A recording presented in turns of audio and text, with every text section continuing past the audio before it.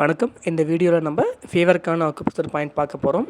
நம்ம சுண்டு விரலில் 1வது 2வது 3வது ரேகை இருக்கும் இல்லையா, முதல் 2 3 அதில் 3வது ரேகையினுடைய பக்கவாட்டு பகுதியில் அந்த அக்குப்ரெஷர் பாயிண்ட் இருக்குது. இது ஃபீவருக்கான அக்குப்ரெஷர் பாயிண்ட். பொதுவாக எல்லாருக்கும் இப்போ ரீசெண்டாக வரக்கூடிய ஃபீவருக்கு இந்த அக்குப்ரெஷர் பாயிண்ட் நல்லாவே ஹெல்ப்ஃபுல்லாக இருக்கும். சுண்டு விரலுடைய பக்கவாட்டில் 3வது ரேகைக்கு பக்கவாட்டில் அந்த ரேகை முடியக்கூடிய அந்த பகுதி பாருங்கள். அந்த 3வது ரேகை சைடில் முடியுது இல்லையா, அதுதான் ஃபீவருக்கான அக்குப்ரெஷர் பாயிண்ட். விரலினுடைய பக்கவாட்டு பகுதியில் இருக்கும், ரேகை சைடில் முடியக்கூடிய அந்த பகுதி.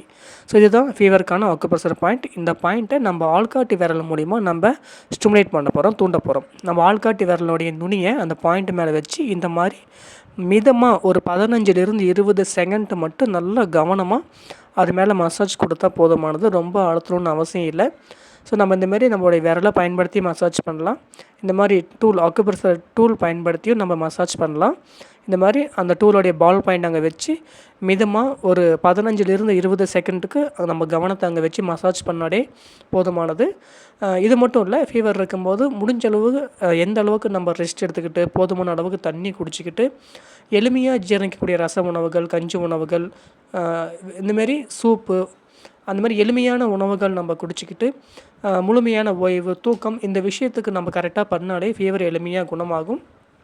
சரியாக நம்ம ஓய்வு கொடுத்தாலே நிச்சயமாக இதிலேருந்து எளிமையாக வெளியே வர முடியும். நன்றி.